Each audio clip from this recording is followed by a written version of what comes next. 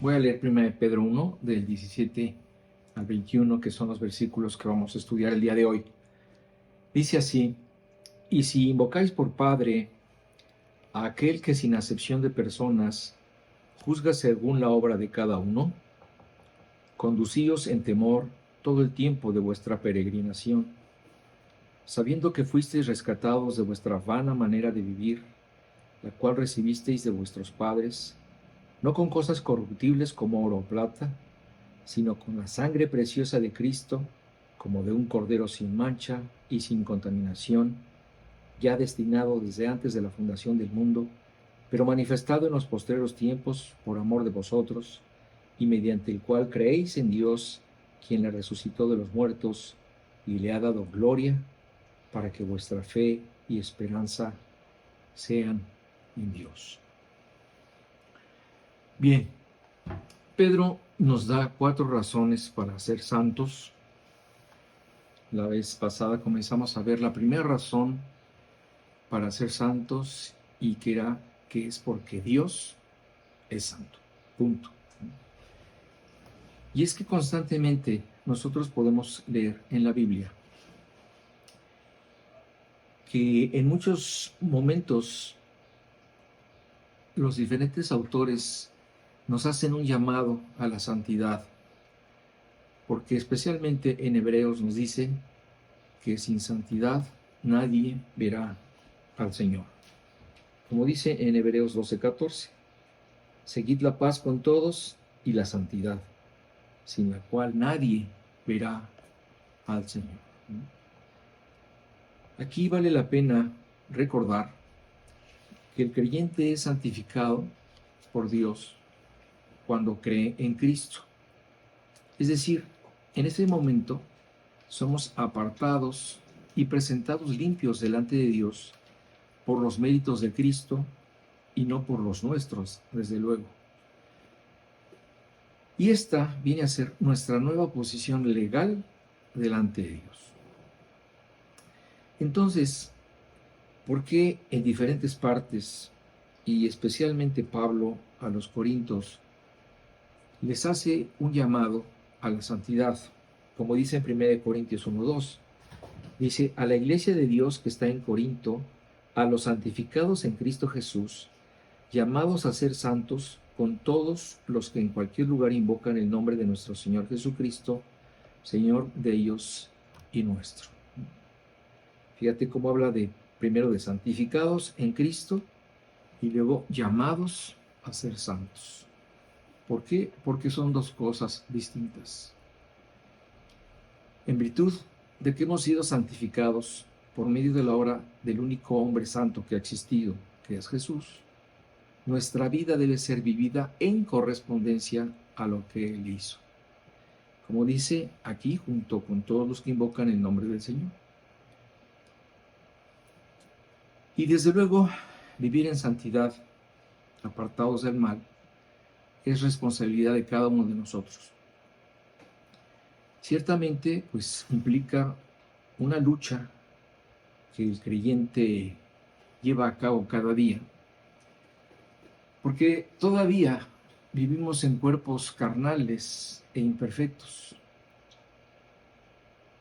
Pero podemos ir progresando en esto si somos constantes en nuestra vida espiritual. ¿Y cómo se alimenta nuestra vida espiritual? Bueno, a través de teniendo nuestro tiempo devocional, que ya sabemos que implica leer la Biblia, orar, memorizar, estudiar, etc. Si dedicamos tiempo para adorar a Dios y alabarlo, si ofrendamos, si somos sensibles y obedientes a la dirección del Espíritu Santo, pues nosotros podemos avanzar en todo esto. Además, Dios también ha dado diferentes dones a siervos para que a través de ellos se construya una estructura, es decir, la iglesia, en la que podamos apoyarnos y perfeccionarnos cada día. Y sí, llegará el momento cuando estemos en la presencia de Dios, donde alcanzaremos la santidad perfecta. No solo la santidad posicional, sino también experimental.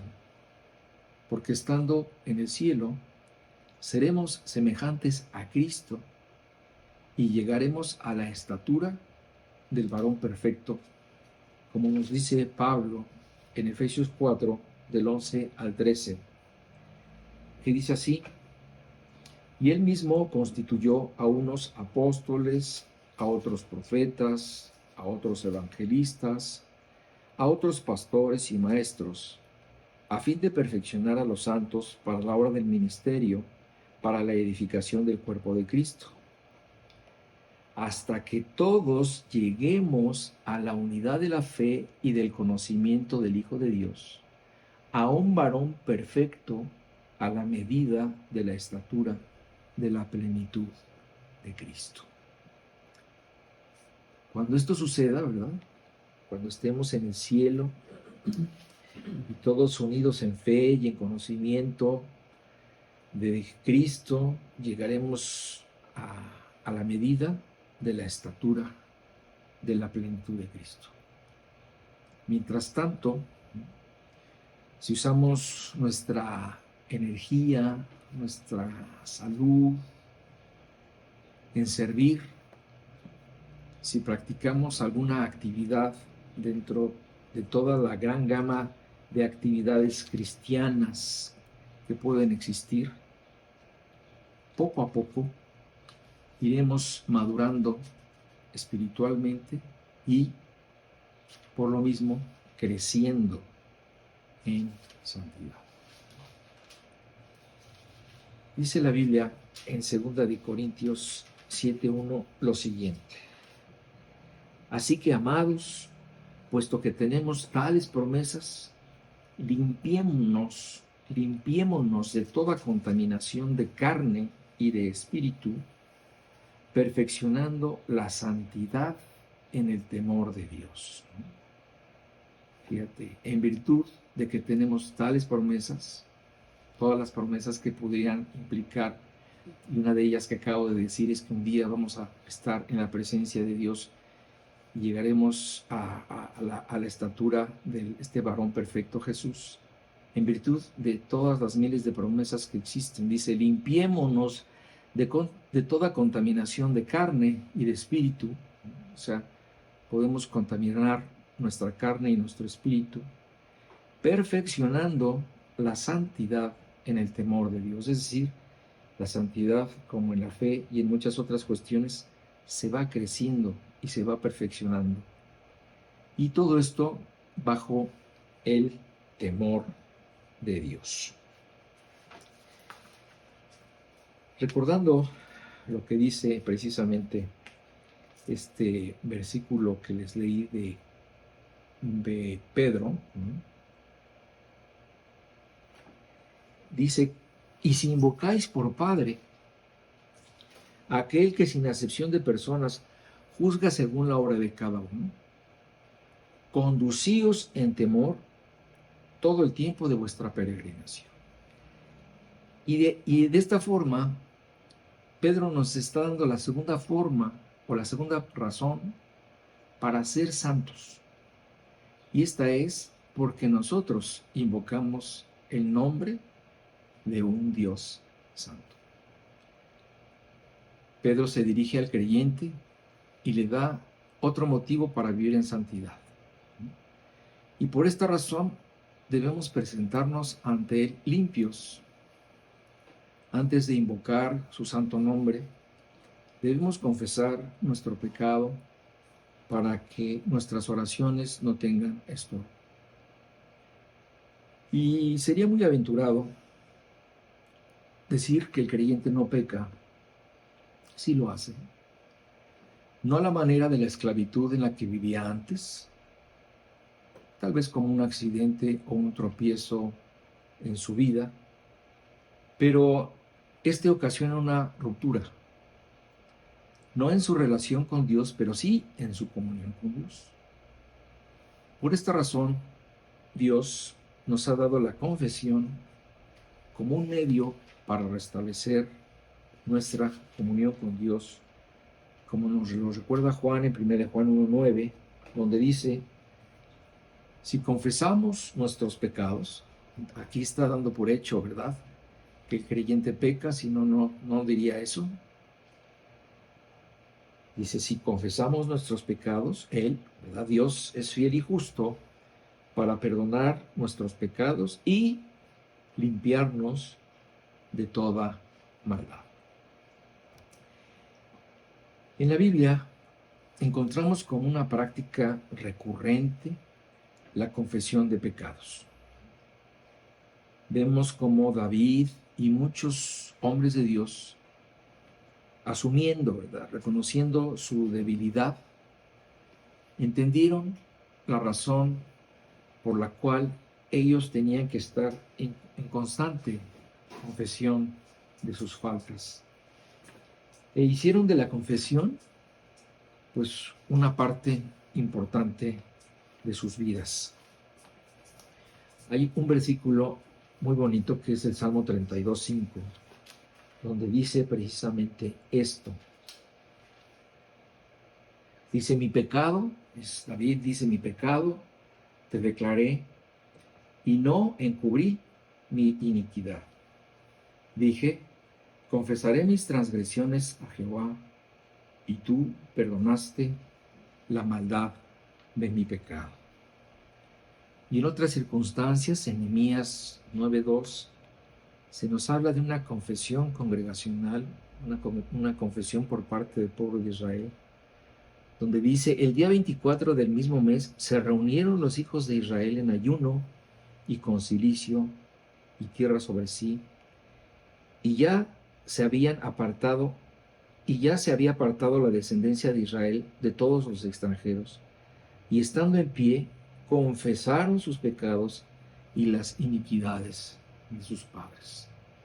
Entonces, debemos aceptar que mientras estemos aquí, ¿verdad?, en este mundo y en estos cuerpos, el pecado seguirá siendo parte de nuestras vidas, pero precisamente por eso, para no interrumpir nuestra comunión con Dios, debemos confesarlo como tal, como dice David, sin encubrir, sin disimular, porque pues esto no es bueno. Entonces, en este verso 17 que les leí,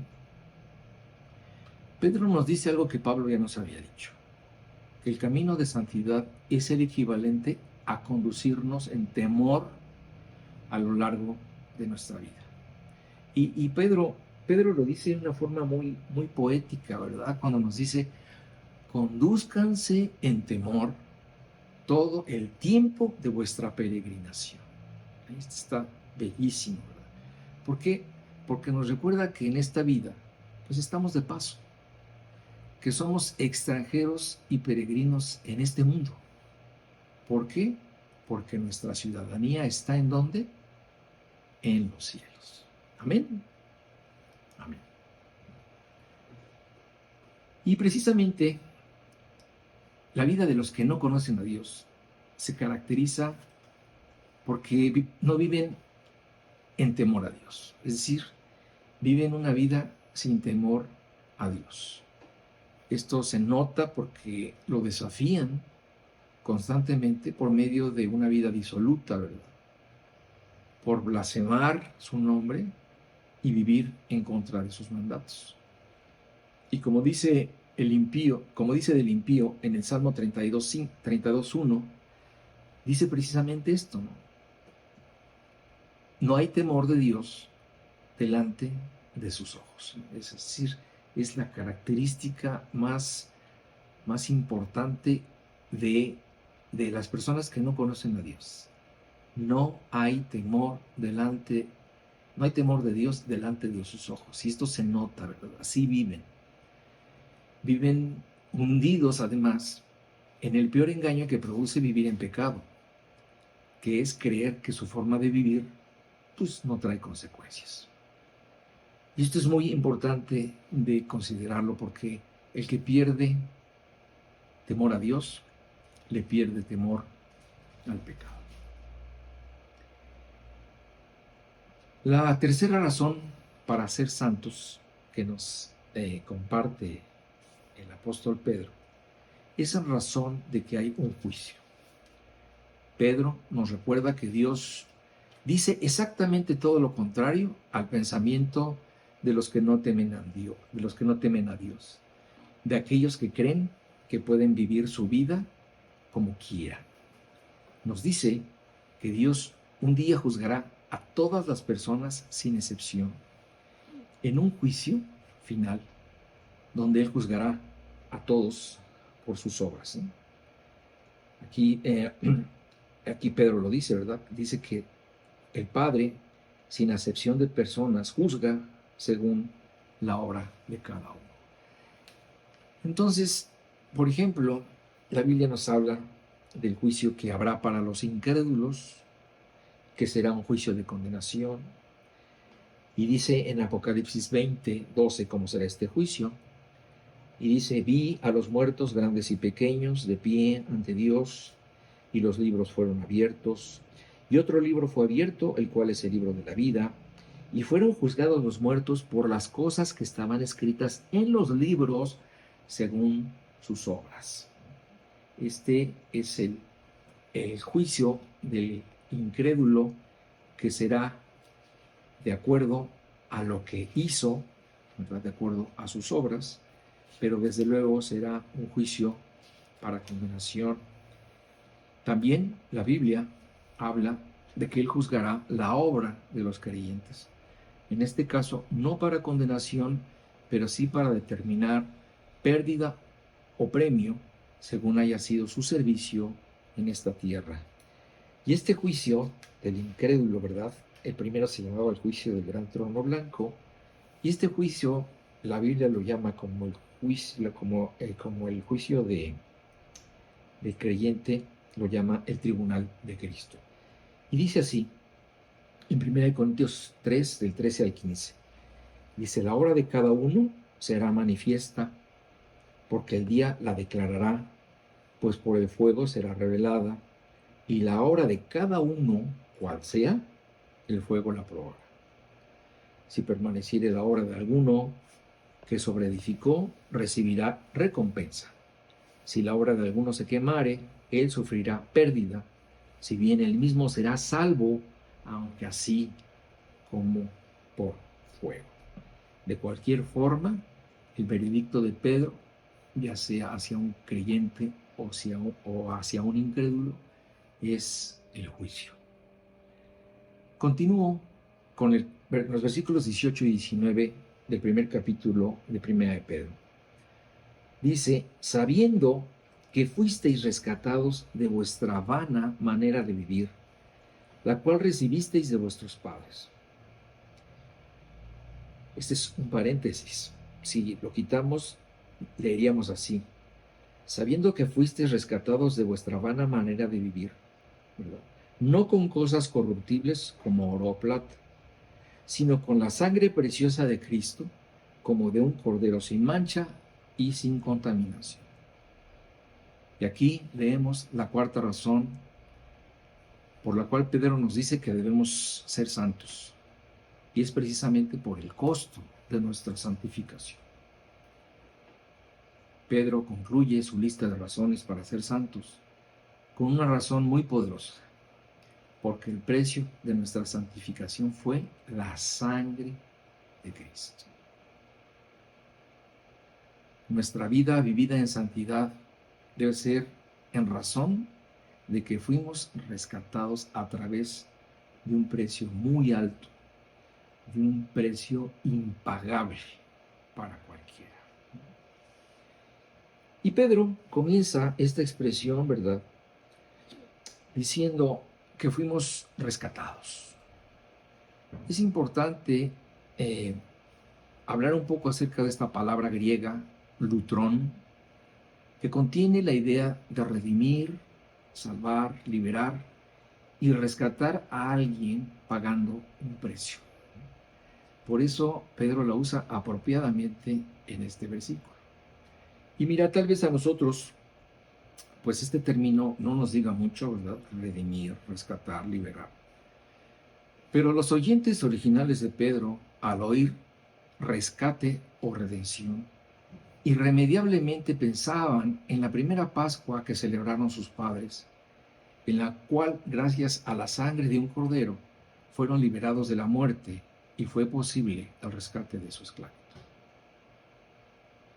Ellos seguramente entendieron, ¿verdad?, que desde entonces Dios enseñaba que la salvación iba a venir por medio de la muerte de un sustituto, señalando a través de la celebración de la Pascua hacia aquel Cordero de Dios que vendría un día a realizar un sacrificio perfecto y definitivo en la cruz por toda la humanidad. El mismo Jesús, estando en la última cena, explicó que Él era la nueva Pascua, en la cual Él personalmente sería el Cordero, y su sangre derramada sería el pago para redimir, rescatar y liberar al hombre de la culpa de sus pecados. Así se dijo en Mateo 26, 28, donde dice Jesús en esta última cena, ¿verdad?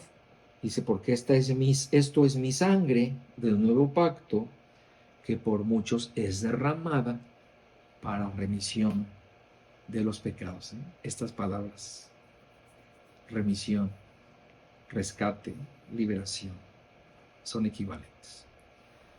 Pablo nos enseña también que debemos ser santos. Él habla de limpiarnos de la levadura del pecado, en virtud también, ¿verdad?, de que Cristo fue sacrificado por nosotros. Y así lo dice en 1 Corintios 5:7, donde dice, limpiaos pues de la vieja levadura. ¿Para qué? Para que seáis nueva masa, sin levadura como sois. Porque nuestra Pascua, que es Cristo, ya fue sacrificada por nosotros. Entonces, de diferentes formas, con diferentes argumentos, el llamado es a la santidad.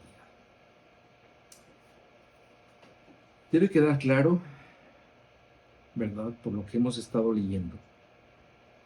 Y siempre que puedo lo explico, porque es muy importante que esto se entienda. Que se entienda por parte del incrédulo para que se quite las telarañas que tiene en la mente.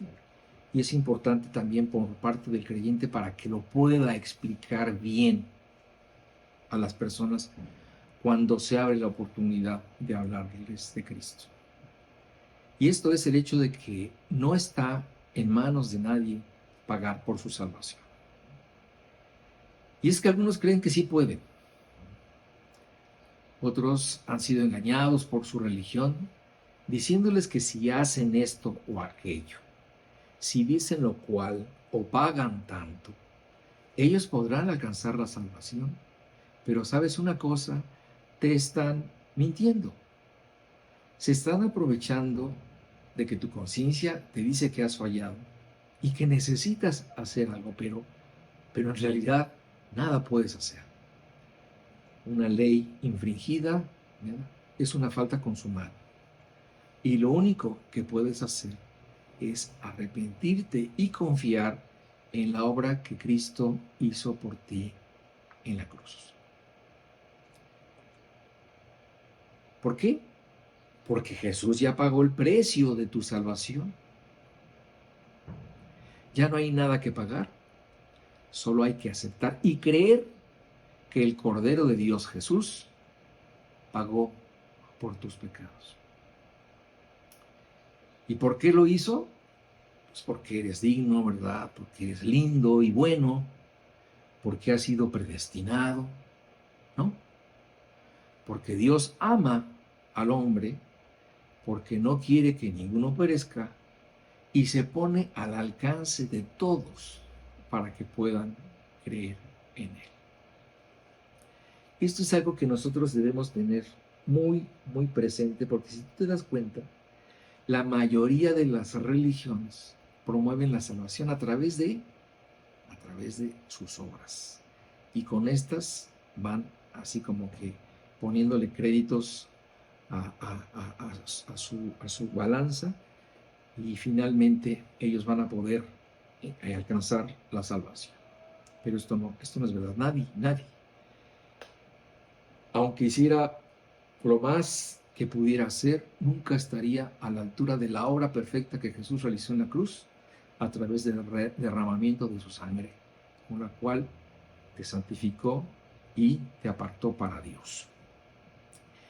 Y mira, el problema entre los creyentes es que a veces no viven como si apreciaran esta salvación tan grande. Y esto se debe a que no han leído ni han meditado lo suficiente en lo que se pagó por ellos, y tampoco de dónde lo sacó Dios. Pedro nos dice que fuimos rescatados de nuestra vana manera de vivir, a la que Pablo le llamaba también, fuimos rescatados, ¿verdad?, de la vanidad de nuestra mente. Así le llama Pablo. Pablo dice vana manera de vivir y Pablo vanidad de la mente. Y sí, yo sé que hay hombres, muy pocos, desde luego, que han hecho grandes proezas, han hecho muchos actos de bondad, han hecho descubrimientos, investigaciones y muchas cosas correctas. Pero el punto es que comparadas con las cosas eternas, vistas con los ojos de Dios, aparecen como algo superficial, vacío, sin valor y banal. Preguntó Jesús en una ocasión, ¿de qué le sirve al hombre ganar todo el mundo, pero pierde su alma? Y es que debemos entender que hay cosas de valor eterno y otras que son efímeras, que tienen su valor solo en este mundo, pero que no van a trascender a la eternidad. Entre ellas, el cuerpo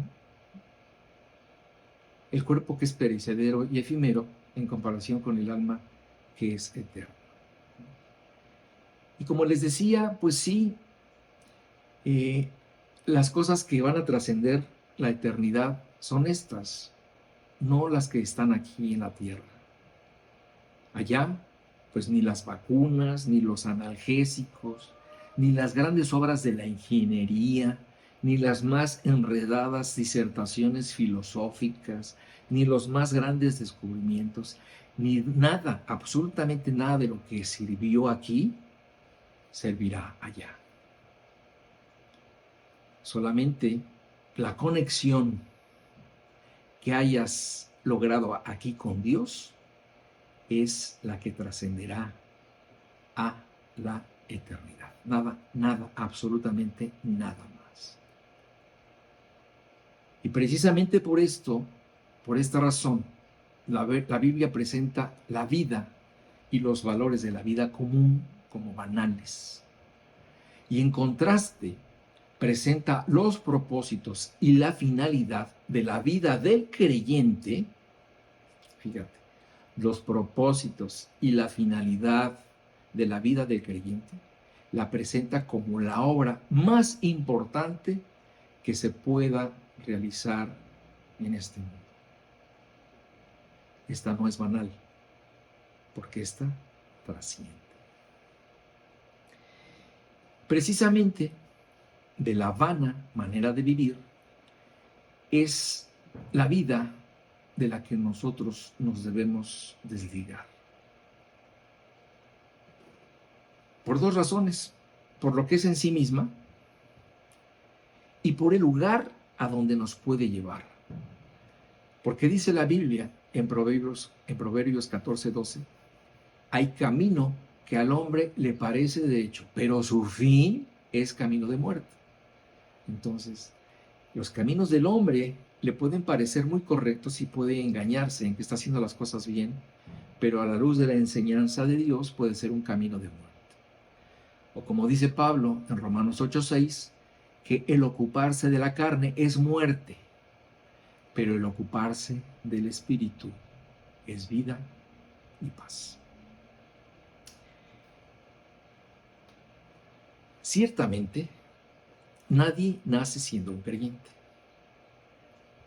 Todos nos tenemos que convertir a Dios por medio de una decisión, por medio de una voluntad propia, y de esta forma, para poder comenzar poco a poco a vivir una vida nueva y una nueva manera de vivir. Pedro nos dice, ¿verdad?, que todos tenemos un origen, un contexto, un país, una familia. Y es de ella, más concretamente de nuestros padres, si fuimos criados por ellos, de donde heredamos su filosofía de vida y sus creencias, que pudieron ser equivocadas,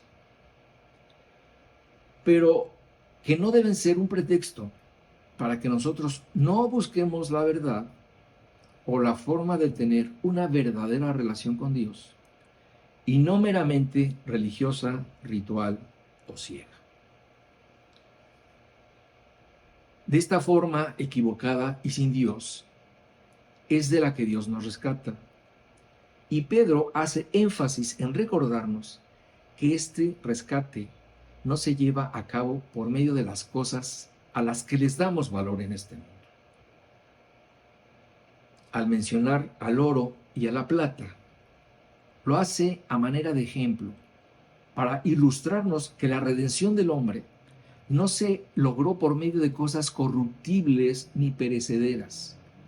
Y en este renglón entran también las religiones, las obras, los méritos y los esfuerzos humanos. Es más, Jesús fue un poco más lejos en su plática con Nicodemo, al agregar a la lista de las cosas que no sirven a la voluntad humana. No importa que ésta sea el motor de todos los esfuerzos que el hombre se inventa para llegar a Dios. Finalmente, la voluntad humana no sirve para alcanzar la salvación. Todo esto lo descarta Dios y nos dice que la redención humana no se alcanza sino con la sangre preciosa de Cristo. Sino con la sangre preciosa de Cristo. Esta descarta todo lo demás. Bueno, y como les dije alguna vez, al mencionar la sangre de Cristo, no debemos pensar en este fluido rojo y viscoso que todo hombre contiene corriendo en sus venas, sino en lo que representa la sangre de Cristo, que es su ser y su vida. De hecho, cuando nosotros estamos hablando de Cristo, ¿verdad?, de la sangre de Cristo, estamos implicando todos los elementos de la obra redentora de Cristo. Continúa diciendo el versículo 19. Sino con la sangre preciosa de Cristo, como de un cordero sin mancha y sin contaminación. Como se ofrecía en la Pascua, ¿verdad? Los oyentes de estas verdades, como les decía, sabían de qué estaba hablando Pablo. Para ellos, la figura del cordero, ¿verdad?, de todo este ritual era conocida. Pero en esta ocasión, la aplicación es acerca de la preciosa sangre, pero de Cristo. De la sangre que fue ofrecida al mundo, de la sangre que provenía de Jesús. Y por lo tanto, al venir el derramamiento de sangre de la persona de Cristo, el efecto sería completamente distinto al del corderito de un año sin defecto que se usaba en la Pascua. El efecto del sacrificio de ese corderito era un efecto provisional. No era para paga de pecados, sino que tenía un efecto provisional. Pero al hablar de la sangre preciosa de Cristo, el efecto fue definitivo y absoluto, ofrecida a los hombres como el precio que se pagó por el rescate de la humanidad. Entonces, el verter su sangre, ¿qué trajo como consecuencia en Jesús? Bueno, trajo como consecuencia su muerte física, y el hecho de pagar los pecados del hombre trajo como consecuencia su muerte espiritual. Y como consecuencia de todo esto, el resultado fue nuestra redención. Como lo dice Pablo en Romanos 5, versículos 9 y 10, al decir: pues mucho más estando ya justificados en su sangre, por él seremos salvos de la ira. ¿Cuál es el resultado de haber sido justificados y limpiados por la sangre de Cristo? Que seremos salvados de la ira de Dios, es decir, no seremos juzgados para condenación. Dice: porque si siendo enemigos fuimos reconciliados con Dios por la muerte de su Hijo, mucho más estando reconciliados seremos salvos ¿de qué? De la ira y por su vida. Mira, yo puedo imaginarme a estos judíos recibiendo estas palabras a la luz de la revelación de Pedro y ligando en sus mentes los dos eventos, ¿verdad? La Pascua, el corderito de un año, y la cruz, el Cordero de Dios que quita el pecado del mundo, y viéndolos en un solo propósito, y entendiendo la gran salvación de Dios por medio de Cristo.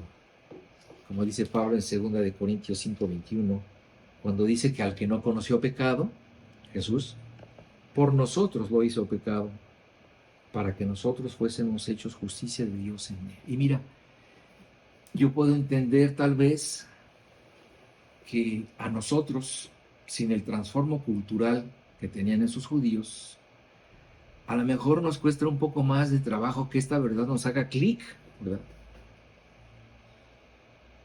Pero espero que a la luz de esta explicación la entiendas y de la misma forma tu corazón se llene del mismo asombro y agradecimiento que aquellos originales receptores de estas verdades que Pedro les recordó en su primera carta. Dice el versículo 20: ya destinado desde antes de la fundación del mundo, pero manifestado en los posteriores tiempos por amor de vosotros. Es decir, este Cordero, este Cristo, esta sangre, ya estaba destinada desde antes de la fundación del mundo. Y es que la salvación del hombre se preparó mucho tiempo antes de que tú y yo y cualquier ser humano pisara esta tierra. Por si no te has dado cuenta, Dios es omnisciente, sabe todo, es omnipotente, tiene todo el poder y soberanía, y gobierna todo. Así que Él planeó la salvación del mundo desde antes de su fundación. Dios siempre ha sabido todo el cuento. Él ha sabido desde siempre cómo comenzaría todo y cómo terminará. Y sabía que el hombre iba a caer. Y sabía que necesitaría ser rescatado. Y sabía que tenía que intervenir un acto de amor de parte de Él para poder salvar al hombre. Dice este verso 20, que un día todo eso tendría que ser manifestado. Es decir, un día Emmanuel tendría que venir al mundo y efectivamente la historia nos dice que la profecía de su venida se cumplió en los posteros tiempos, hace poco más de 2000 años.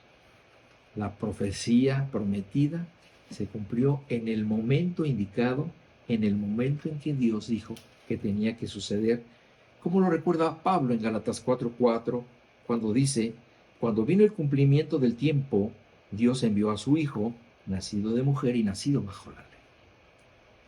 Esto fue en el tiempo que Dios asignó, en el tiempo más apropiado para que lo hiciera, y nadie pudo impedir que así sucediera, porque la redención del hombre estaba en marcha, porque así se planeó desde mucho tiempo atrás. Y dice el versículo 21, y mediante el cual creéis en Dios, quien le resucitó de los muertos y le ha dado gloria, para que vuestra fe y esperanza sean en Dios. Jesús es el Hijo que nos une con el Padre mediante el Espíritu Santo. No existe nadie más que tenga las virtudes y los logros de Jesús.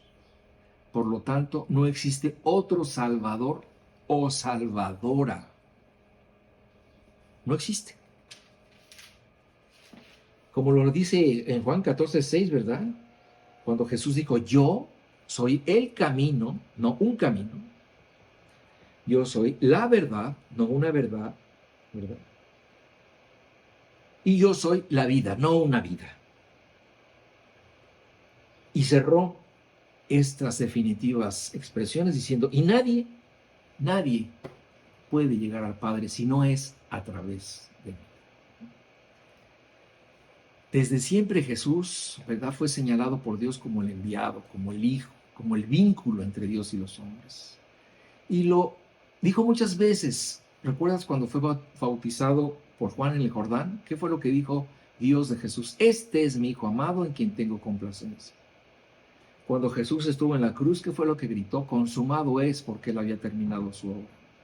Y después, cuando Jesús murió, Dios no permitió que su cuerpo se corrompiera. Y antes de esto, lo resucitó para llevarlo a su diestra. ¿Cómo qué? Como el Señor y Cristo. Y así nos lo recuerda Lucas, en Hechos 2:36, cuando nos dice: sepa pues ciertísimamente toda la casa de Israel que a este Jesús, a quien vosotros crucificasteis, Dios lo ha hecho Señor y Cristo. Y mira, a propósito, quiero ser redundante en estas verdades, porque al igual que Pedro, con estas expresiones nos quiere decir que Jesús es el único mediador, Pablo también lo dijo en 1 Timoteo 2:5, cuando dijo: porque hay un solo Dios, Jesús es Dios, y un solo mediador entre Dios y los hombres, Jesucristo, hombre.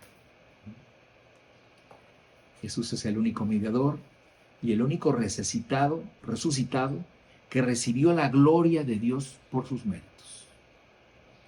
De tal forma que Pedro concluye diciendo: en virtud de que Dios mandó a su Hijo e hizo todo lo que se necesitaba para que tú pudieras ser salvado, lo mejor que podemos hacer es poner nuestra fe y nuestra esperanza en este magnánimo y poderoso Dios que hizo todo esto por nosotros.